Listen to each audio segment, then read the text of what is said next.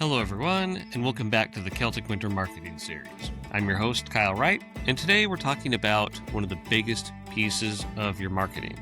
It's your website. Your website is your digital storefront, and it's often the first impression someone has of your business. And the truth is simple. If your site confuses people, they're going to leave. And when they leave, they're not coming back. In this episode, we're just going to focus on the basics, just what you actually need for a clean, clear, and effective website. So let's go ahead and start with a question that I hear a lot. Do I really need a website? I already have a Facebook. And the answer is yes, because social platforms, they change all the time, and you never really fully control them. Your website is the one place online that belongs entirely to you. It's where your customers expect real information. It's where they check your legitimacy. And it's where they decide if they trust you or not. So think of it like this. If someone recommends your business to a friend, the friend will almost always look you up online. They'll check out your website to see if you feel professional, reliable, and real. And here's what most people don't realize. Facebook might send them to your page, but your website, that's what closes the deal. Social media starts the conversation, and your website finishes it. I've seen it play out dozens of times. A business will get great engagement on Facebook. People comment, share, ask questions. But when those same people click through to the website and they find outdated information, broken links, or confusing layout, they just move on to the next option. This is why clarity matters so much. A simple site that answers the right questions is always better than a flashy site that says nothing. So let's talk about the 3-second rule. This is perhaps the most important part of this entire episode. You have about 3 seconds to answer 3 questions. Number 1, who are you? Number 2, what do you offer? And number 3, how can I contact you or connect with you? If someone cannot answer those 3 things in the first few seconds of landing on your homepage, then your site's not doing its job. Most small business websites fail this test. They have vague headlines, like, welcome to our website, or quality you can trust. They sound nice, but they don't actually tell you anything. A strong homepage needs a clear headline that tells people exactly what you do in plain English. Not clever, not abstract, clear. For example, custom screen printing and embroidery in Polson, Montana. Local bookkeeping and payroll services for small businesses. Home repair and property maintenance for rural Montana homes. When people instantly understand what it is that you do, they'll stick around longer. And when they stay longer, that's when trust begins to build.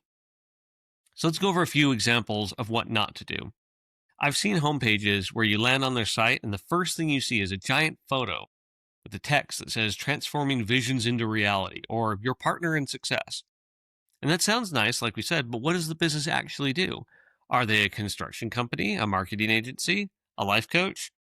You should not have to scroll through 6 paragraphs or click 3 different menu items to find out someone sells custom furniture or does accounting. Your homepage is not a mystery novel. Don't make people work to figure out what it is that you offer. Every page on your site needs a next step. It can be as simple as call now, get a quote, book an appointment, contact us, or order online. This is called a call to action. People should never wonder what to do next. If your call to action is buried at the bottom of the page or only appears once, you're losing leads. A good rule of thumb is to put your call to action at the top, in the middle, and at the bottom. This does not make your site pushy, it makes it easy to use. Think about how you use websites yourself. When you're ready to take action, do you want to have to scroll back to the top of the page or hunt down a contact button? No, you want it right there. Obvious and accessible. Here's an example. Worked with a local contractor who had a beautiful website, great photos, clear descriptions of services, but the only way to contact them was a tiny contact link in the footer. When we added a highly visible Get Your Free Estimate button at the top of every service page, suddenly calls went up within weeks. Same business, same services, just made it easier for people to say yes. Let's talk about keywords next. But not in that complicated SEO sense. Write about your business the same way a real person would search for it. Not culinary artisan confections, but custom cakes in Missoula. Maybe not automotive detailing experience, but car detailing in Ronan. not wellness consulting solutions, but nutrition coaching in Kalispell. When you use normal search language, your site becomes easier for people to find. Google tends to reward clarity, and so do your customers. This is something I'll see all the time when I'm working on websites, especially here in Western Montana. Businesses accidentally make themselves too formal, too clever, or too vague. When we rewrite the headings and service descriptions in simple everyday language, traffic goes up, calls increase. And it's not magic, it's just clarity. That's the thing about keywords. You don't need to stuff them everywhere or repeat the same phrase 20 times. You just need to use the real words that real people say. If you're a plumber, use the word plumber. If you fix furnaces, say furnace repair. If you serve Flathead County, mention Flathead County. I've seen businesses try to get creative with this. They end up invisible. One customer just called themselves hydration system specialists when they installed water softeners. Nobody searches for hydration system specialists. They just search for water softeners. Use the words that your customer use, not the words that you think sound impressive. Next up, there are 3 technical things that matter way more than people realize. Number 1, your site must load fast. Number 2, it must work perfectly on a phone. And number 3, it must be simple to navigate. And that's it. Not animations, not sliding images, not autoplay videos. Fast, mobile, simple. Most people who find your business online visit your website on their phone.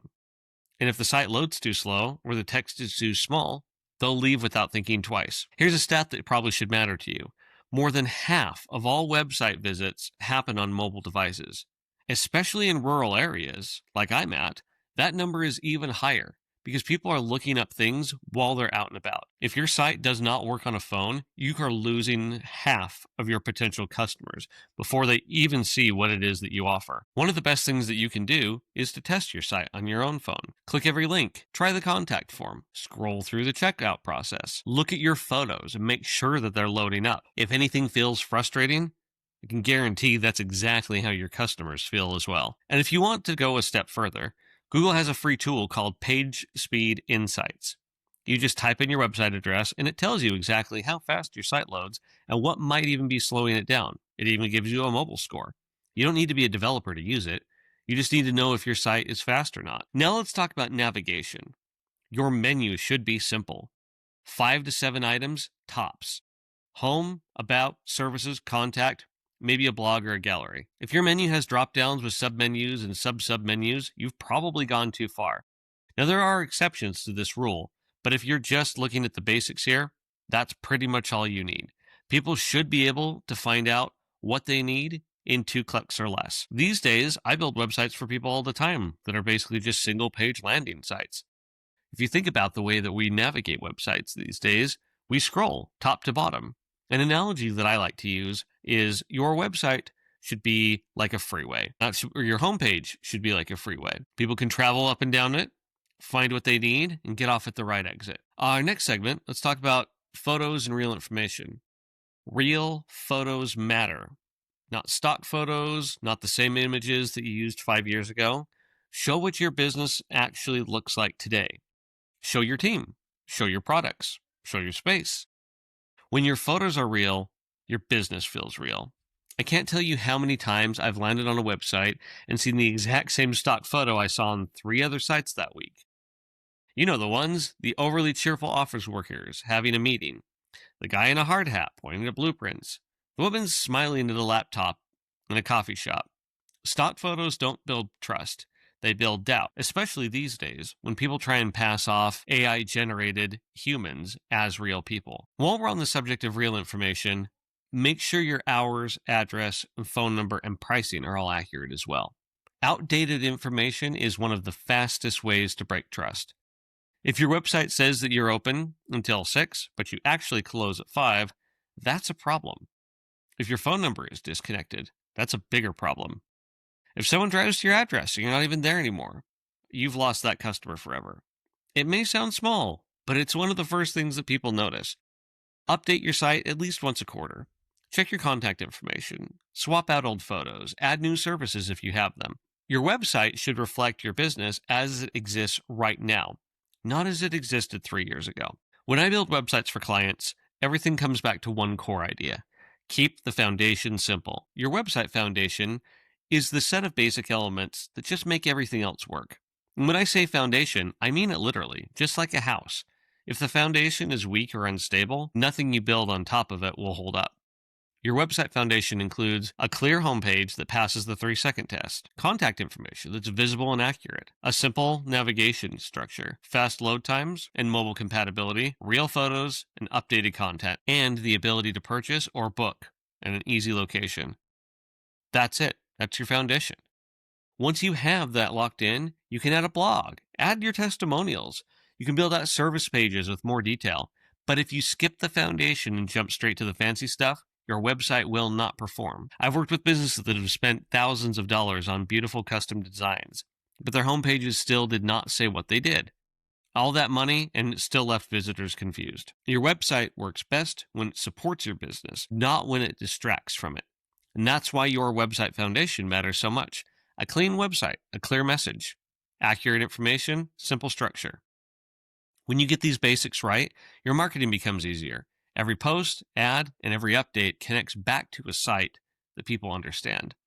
And when people understand what it is that you do and how to reach you, they stop scrolling and start calling. So before we wrap up, let me give you 3 common mistakes I see all the time.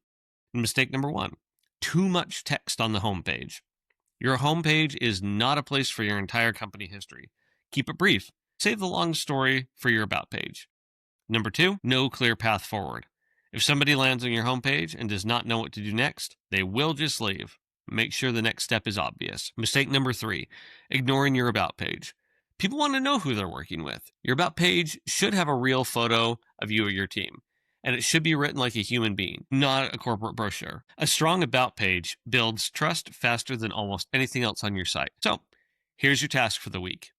Open your website, pretend you're a stranger, and ask yourself one question. Would I know what this business offers in 3 seconds? And do I know how to reach them? If your answer is no, then you just found your starting point. Then pull out your phone, test out your site, click around, try contacting yourself. See if anything feels broken or frustrating. Write down what needs to be fixed and tackle one thing at a time. You do not have to rebuild your entire site this week, just make it clear. In the next episode, we'll be moving beyond your website and into the simplest and most powerful tool for local businesses, and that's your business Google profile. If you want more customers to find you without spending money on ads, don't miss this one. If this video was helpful, make sure to like and subscribe, follow along for more updates, check us out on social media. Thanks much, and we'll see you on the next episode.